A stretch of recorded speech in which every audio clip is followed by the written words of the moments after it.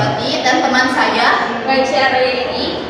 Dan saya Fahad Naufal. Saya Saputi Nuraini. Saya Muhammad Fauzi Wirasakti. Saya Puja Seri Suami Setiawan. Di sini saya akan menjelaskan tentang adat istiadat dan tradisi dari suku Minangkabau. Yang pertama ada pacu Jawi atau balap sapi. Pacu Jawi merupakan tradisi populer dan turun-temurun yang berasal dari Kabupaten Tanah Datar. Area atau trek dari pacu Jawi ini adalah di lahan sawah yang basah dan berlumpur. Kedua ada upacara Batagak Panghulu. Upacara Batagak Panghulu bisa disebut juga dengan pengangkatan penghulu. Ada beberapa syarat yang harus dipenuhi dan dilaksanakan sebelum peresmian seorang penghulu baru. Di antaranya, Bania di Tuah Cilakoy, Panyerahan Bania, Manangok Hari.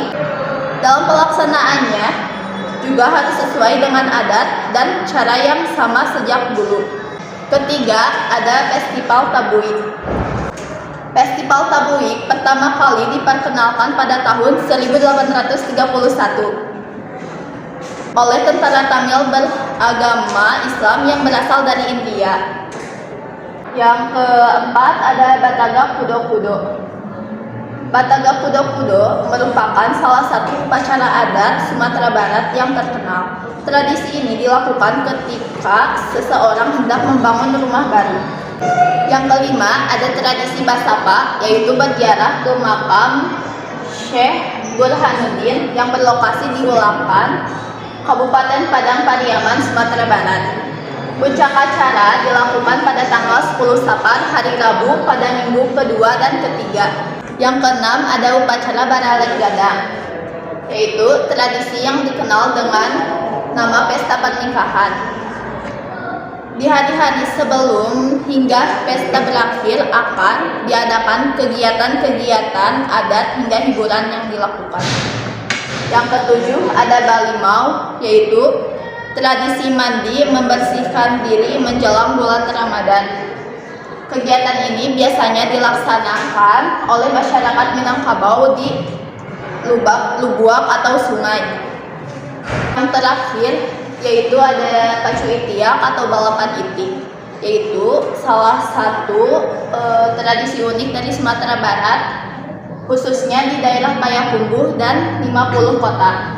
Tata cara perlombaan ini yaitu dengan melemparkan itiak sehingga itiak pun terbang menuju garis finish. Selanjutnya, mata pencaharian Minangkabau.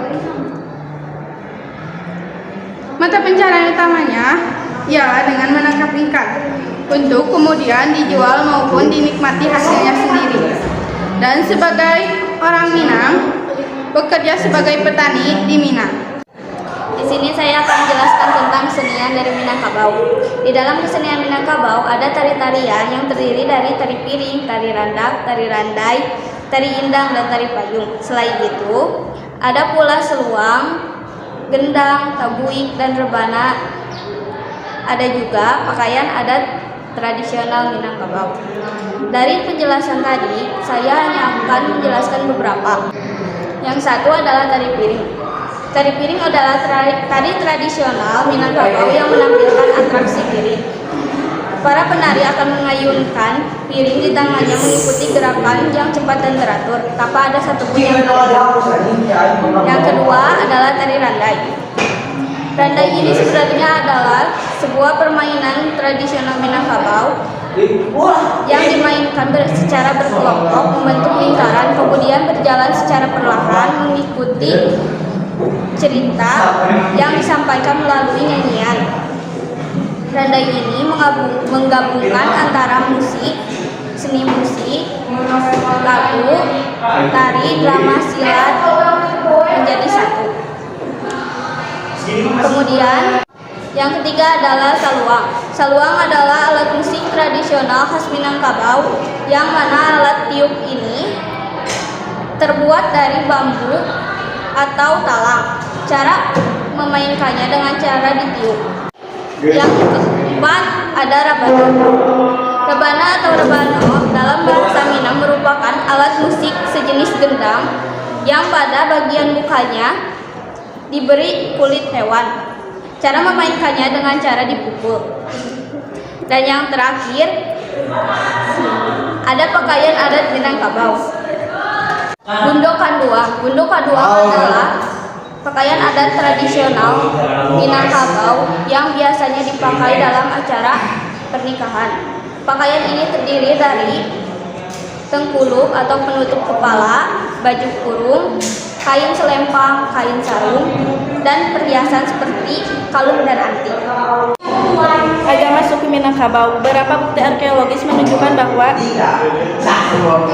masyarakat awal Minangkabau pernah memeluk agama Buddha pada masa kerajaan Sriwijaya, Dharmasraya hingga masa pemerintahan Adityawarman dan anaknya Ananggawarman. Setelah itu muncul kerajaan Paguyung yang menganut agama Islam dan menggunakan hukum Islam dalam sistem pemerintahannya.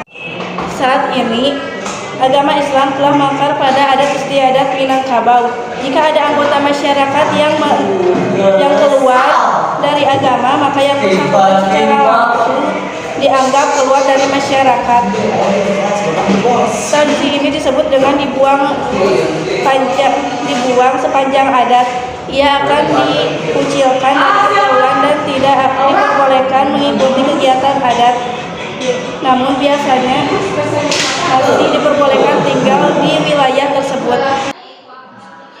Sistem teknologi dan alat produksi yang digunakan oleh suku Minang adalah daerah nagari atau pusat desa, taratak atau hutan dan ladang, rumah adat, rumah gadang, atau rumah panggung. Bahasa Minangkabau adalah suatu bahasa Austronesia